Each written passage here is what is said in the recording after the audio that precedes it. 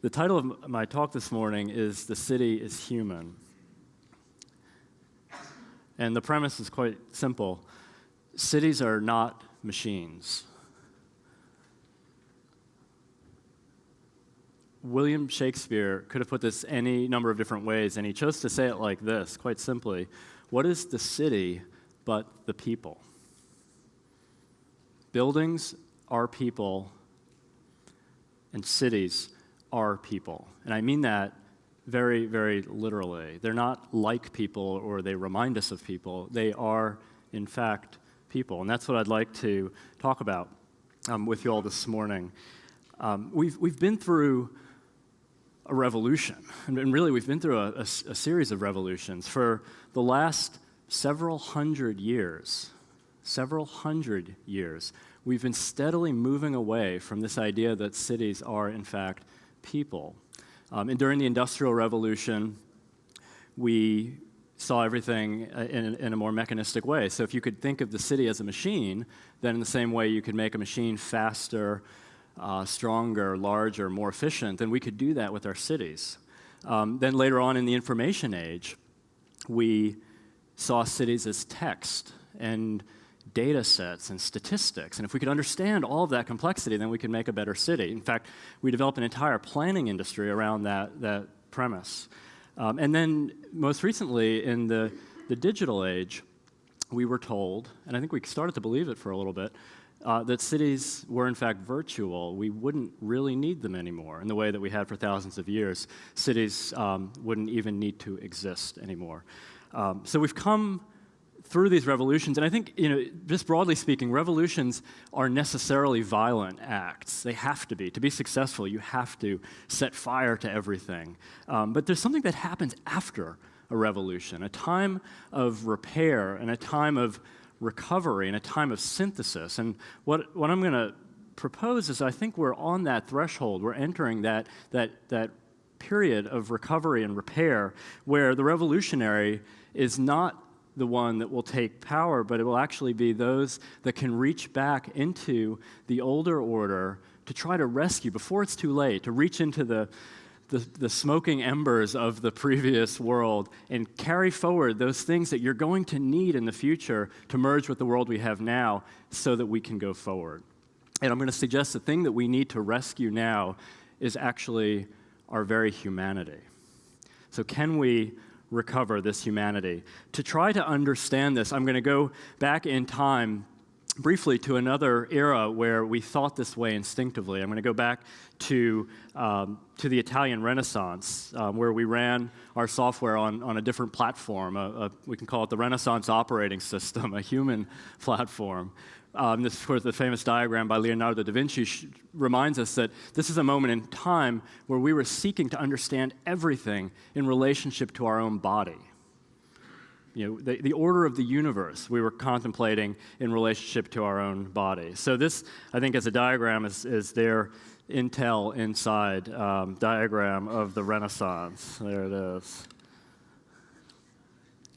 And so at that moment, we started to think about everything. What would cities be? They weren't just random occurrences, but they could be planned gestures. We could use optics, the discovery of perspective. One-point perspective would help us design more perfect places because we were designing them around the way we would experience them with our eyes. Architects like Francesco Di Giorgio in this wonderful diagram where he overlays the cornice of a building over a human face to contemplate how all of those proportions relate to the proportions of the human body and how that in some way makes that building more alive for us. So if you've ever wondered why it's called dental molding, here's your answer.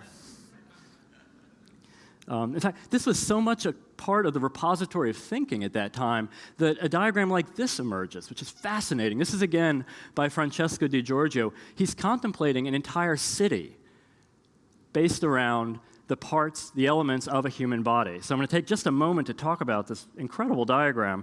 The central square, the piazza, is at the stomach, the umbilical entry point of the system where things come and go. Facing that piazza is the cathedral, the church, that opens up. It's right at the heart of the body. And then crowning this body, this castle is the seat of civic governance. This is where the brains are. This is where order is dispensed. And then surrounding the body, you have, with the joints, the arms and the legs, the bastions, and the fortress walls that surround the system. Every part distinct, every part related to the whole. What an amazing way to think of a city. What did this produce in terms of the way we thought about urban design at that time? Produced series of diagrams for the ideal city. Cities that were so, each in their own way, so perfect that, in fact, interestingly, few of these were built and fewer yet actually were successful. Maybe in some ways they were too perfect. As humans, we're just not this perfect. But this was the thinking at that time. But what if you could actually build a city this way? What if you could? And the city of Savannah, Georgia is one such city, a city planned with the impulse of that perfection that emerged with that Italian Renaissance humanist attitude about town making. So this is a city based on a module, a ward, that was expanded. What's fascinating about Savannah is it was actually imperfect enough. We never knew just how many to make, so the city fathers kept making these wards over time. So for about 100 years, the city kept adding wards. So you had a module of perfection, but an imperfect disposition as time went on. So we have a city today of 24 of these wards. An interesting thing happens along the way. In the middle of the 19th century, the city had gone through these successive growth spurts. So if you think of it like a body, it's kind of like a teenager at this time. It's a little bit gangly and awkward, and it's looking for a spine, a backbone, and a direction. And the city fathers actually reaffirmed that by taking the central axis of the city, Bull Street, and initiating a program to install monuments in every square along that street. So sort of like acupuncture, if you can imagine taking monuments and driving them into the vertebrae of that spine to straighten it up. That's exactly what happens. And then on the top of that system, crowning that spine, is the site of City Hall that's later realized in the early 20th century, the gold dome of City Hall that sits there today. So in this microcosm, you have this phenomenon playing out, this zero line of Bull Street, all the addresses, wherever you are in the city, as they count down to zero, you've hit that central axis of Bull Street. You find symmetry. And in fact, if you imagine that with that diagram now, you start to see how an entire city can remind us of this human analogy. The central squares falling along that spine, the seat of governance, and then the defenses and the edges of the city lining up with other public spaces. So you can look at a city as a machine, or you can look at it as data or information, or you can look at it for its virtual qualities, or you could look at it as a body. You could look at it as a human endeavor. And if you think about the terms that we use that we don't even think about, remind us that this is the conception of what cities really are. When you make a city from nothingness, you take an unincorporated area and you incorporate it. And literally from the Latin word corpus, you are making a body. And we refer to our mayor and aldermen, we refer to them as an honorable body. So with that lens, that humanistic lens of city making that we can learn from traditional cities, so many other aspects of the city help express that humanity. And that's what I want to talk about next, ways in which this happens, words we use every day. We talk about an address in a city. Much the way I'm standing on stage right now in front of you at address. That's, in fact, I think what our buildings do. When we line them up along the street, along the public right-of-way, they are standing at address.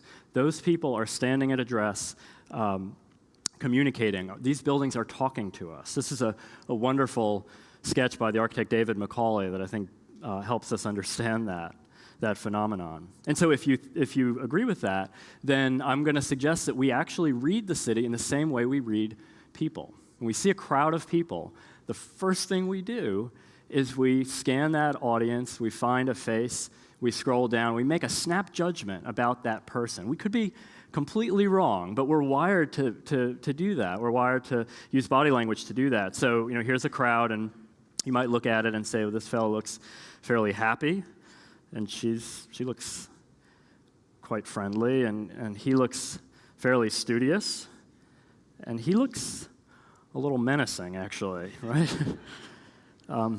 But that's how we quickly, we read this skyline, and we make those judgments. And I would suggest in the traditional city, we do exactly the same thing. We look out at that skyline of buildings, we quickly make assessments about whether these buildings are generous or friendly or reserved, and we make choices about whether or not we want to have a relationship with that building, the same way we would as we scan out over a crowd. And I think it's exactly the same principle that causes so much of our auto-oriented development patterns to be unsuccessful at communicating in a humanistic way, because it simply isn't here. There is nothing here that we can understand as being human. This really is the embodiment of the machine. This is a perfectly mechanistic environment. And it's an environment that's based on text and data sets and information and statistical market research. And it's even a virtual environment where, in an image like this, it's not really even pizza, but more of the idea or the brand of pizza that you're communicating with virtually. The only thing you can really say for sure in this image is that you're heading south on Wing Street. And there's this great image here of something that looks like a building that we might understand on a sign, but it's over there somewhere. So I'm going to come back to the traditional form of the city and look at how this is expressed in some other terms that we use commonly. Facade literally means face, right? We know that. There's a great story behind this particular facade. This is on Broughton Street in Savannah, Georgia. This is a building built by the Lamas family about 100 years ago. And how do we know it was built by the Lamas family? Because they tattooed their name on their forehead when they built the building. And during the 20th century, it changed hands to the Joyner family. The Joyner family ran a furniture business out of this building for the better part of the 20th century.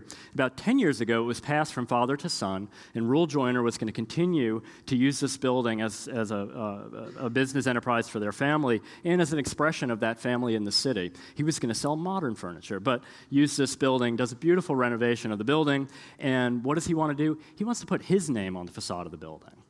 Now, Savannah's a very sensitive city historically, so there's a lot of debate that this brings about. Is that really authentic?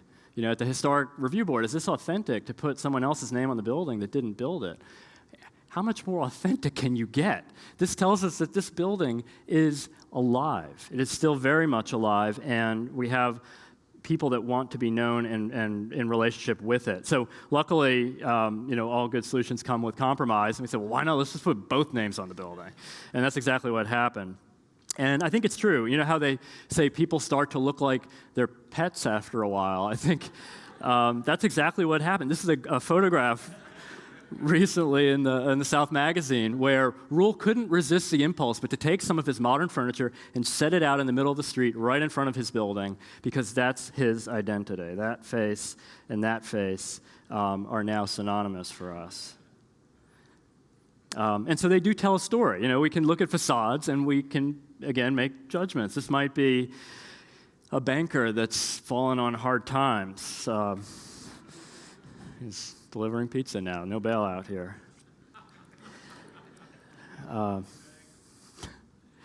Or here's a poor soul with extreme bipolar disorder that's taking to drinking. So those are some of the ways that I think facades communicate to us in a very, very direct way.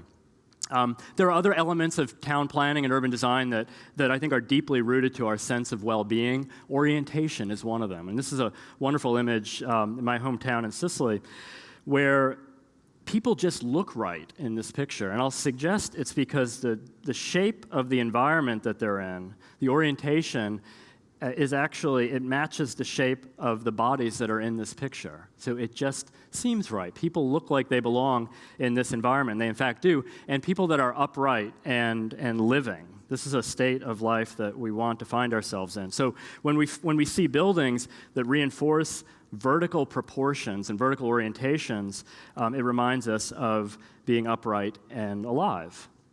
Conversely, when we see buildings that have overwhelmingly horizontal proportions and expression, it reminds us of other aspects of life and ones that we're not often looking forward to. Another frame I'd like to share is composition. If we think of this humanistic principle, and artists will argue whether the human body has 8 or 9 modules, and that's another discussion, but we all agree that the human body has basic elements. Feet that connect it with the ground, a face that gives it form and expression, and a torso that holds that composition together. And I think we look for exactly the same things from our buildings. We look for the building to meet the ground with assurance and conviction. We look for something beautiful to meet the sky, to help give it its sense of identity. And we look for everything else in the middle to be done well. And when we see buildings that don't do this, we're left with sort of a strange discomfort. You know, we don't really understand this building in the way we could understand ourselves. So it's sort of a question for us as to what this is and where it came from. And this is tricky because it's not really a question about style, although it is true that most older buildings get this right very, very consistently. But it's not a question about style. I think this wonderful project in Prague by Frank Gehry, which almost instantly became referred to as Fred and Ginger, because these very overtly humanistic references were there. So that's our challenge as architects and professionals. How can we create new buildings that will do this every time? Do walls have eyes? Yes, of course they do. In fact, the word window is actually 2 words that are conjoined. The word wind and the word eye are put together to create the term window. So you can look at a building and actually then say, well, we can understand the proportion of the window area to the wall area, the proportion of glazing is one of the metrics that we can use to understand the scale of the eyes of the building. And you could put that building I just showed you up next to another building and look at that and say, well, this clearly has smaller eyes within that face. So you put these 2 buildings up next to each other for a minute and study them. You know, the one on the left, I think we could say, is more generous and outgoing. This is a building that says yes. And the one on the right is reserved, maybe even a little bit shifty. There's something not quite right. I mean, who would you want to sit next to at a party? Right? So it's true. So buildings are people, and cities are people. So the great synthesis that I believe lies ahead of us, the opportunity and the challenge for us, is to recover this humanity in the way we make cities. And this is a charge to architects and financiers and planners, but I think it's all of our jobs to do this. It's the citizens that will do this. And what if we could do it? What will that look like? And that's really my question for all of you. What will this look like? I mean, the buildings might look like you and you and you. And actually, from where I'm standing, I could say that I see an entire city from here. So, thank you.